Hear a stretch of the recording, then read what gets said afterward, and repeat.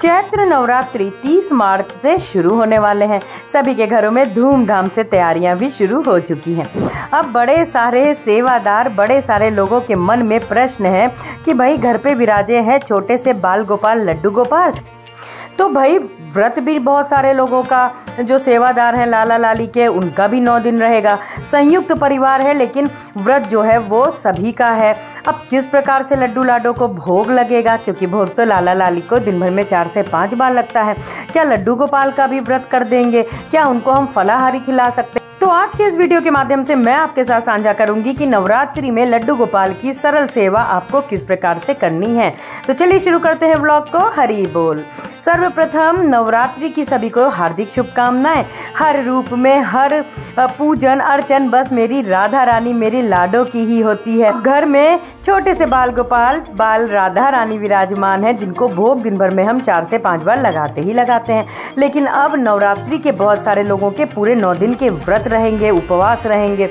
तो देखिए अब आपको क्या करना है। यदि आप संयुक्त परिवार में हो, संयुक्त परिवार में, जॉइंट फैमिली में देखिए बहुत सारे लोग होते हैं, घर में बड़े बुजुर्ग भी होते हैं जिनका पूरे 9 दिन उपवास नहीं रहता है। कहने का मतलब है लड्डू गोपाल के लिए कोई व्रत नहीं होता है, बाल राधा रानी के लिए कोई उपवास नहीं होता है, उनका कोई उपवास नहीं होता है भाई, क्योंकि वो छोटे से बालक हैं जिनको बहुत सारी भूख लगती है। वो पूरे घर में खेलते हैं, डोलते हैं। तो संयुक्त परिवार में किसी न किसी का तो कोई ज़रूर ऐसा होता है जिनको व्रत नहीं होता है 9 दिन।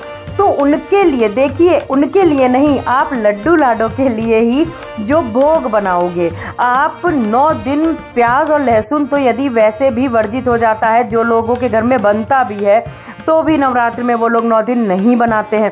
तो यदि आपके घर में कोई भी ऐसा व्यक्ति है जो व्रत नहीं है, तो जो आप लड्डू गोपाल का भोग बनाएं, दाल चावल, आप कुछ जो भी अन्न का भोग आप उनको लगाते हो, आप वो जो भोग उनको प्रसादी हो जाएगी। जब भोग लग जाएगा, लाला लाली पालेंगे, तो वो जो भोग है वो आप, जिसका घर में व्रत नहीं है, आप उसको दे सकते हो।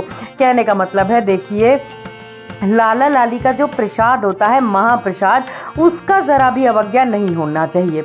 अब यदि आप के घर पे या घर के पास में कोई ऐसा है जिसको, आपका तो 9 दिन व्रत है, आपके पति और आप रहते हो, लेकिन आप दोनों का ही उपवास है, लेकिन कोई ऐसा व्यक्ति है जिसको आप अन्न का भोग दे सकते हो सरलता से, तो आप 9 दिन नवरात्र में भी लड्डू गोपाल के लिए जो आप भोग बनाना चाहो, आप दाल चावल हो गया, खिचड़ी हो गया, चावल हो गए, नमकीन मीठे चावल हो गए, आप वो बना सकते हो।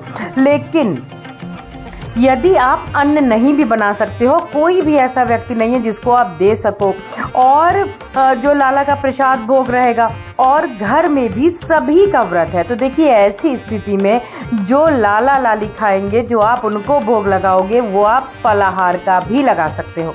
आप फलाहार का भोग लगाइए, लेकिन ऐसा ना करें। मैं हर नवरात्रि के पहले बताती हूँ कि ऐसा ना करिएगा कि जैसे आपने तो सुबह ही खा लिया तो फिर अब आप सीधे रात को खा रहे हो, तो ये आपके भाव हैं, आप ऐसा ही करें। लेकिन लाला लाली को जो आप फलाहार खिलाओगे, वो दिन भर में जितनी बार जब आप उनको भोग लगाते थे, जैसे 4 बार, सुबह बाल भोग हो गया, राज भोग हो गया, जो अलाई भोग संध्या का, शाम का नाश्ते का समय का भोग होता है, और रात्रि भोग, ये 4 भोग तो लगते ही लगते हैं लड्डू गोपाल को। तो ये 4 भोग तो आपको फलाहारी का लगाना ही लगाना है। बाल भोग में आप उनको दूध के साथ में मेवा हो गया, मेवे की खीर हो गई, आप उनके लिए आलू बना सकते हो, जो भी आप अपने भाव से आप उनके लिए फलाहार बनाना चाहो आप वो बनाइए। दोपहर में राज भोग में भी आपको इसी प्रकार से लाला के लिए भोग लगाना अति आवश्यक है। देखिए यदि आप नहीं बना सकते हो कुछ कारणवश, तो आप उनको फल का भोग लगा दीजिए, मिष्ठान का भोग लगा दीजिए।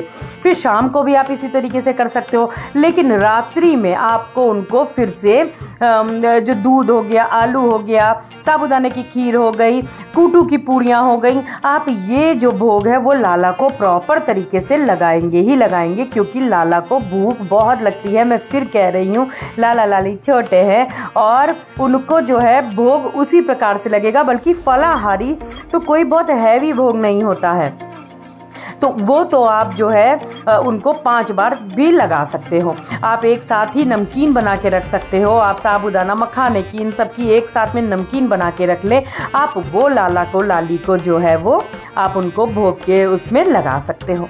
तो इस प्रकार से नवरात्रि में आपको लड्डू गोपाल की सेवा करनी है। किन बातों का ध्यान देना है, यदि मंदिर में ही लाला विराजमान है तो अखंड ज्योत जो जलेगी, अखंड ज्योत को लड्डू गोपाल से आप थोड़ी दूरी बना के रखिएगा।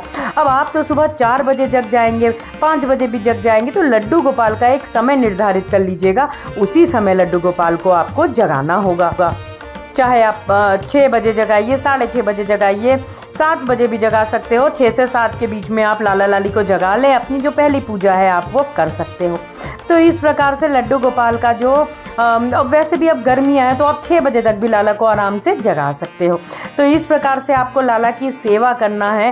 थोड़ा सा लाला को मंदिर के जहाँ पे अखंड ज्योत अगर आपके यहाँ पे लगती है तो उससे थोड़ा सा डिस्टेंस पे ही रखिएगा, क्योंकि लाला बहुत छोटे हैं, उनका बहुत बहुत ख्याल रखिएगा।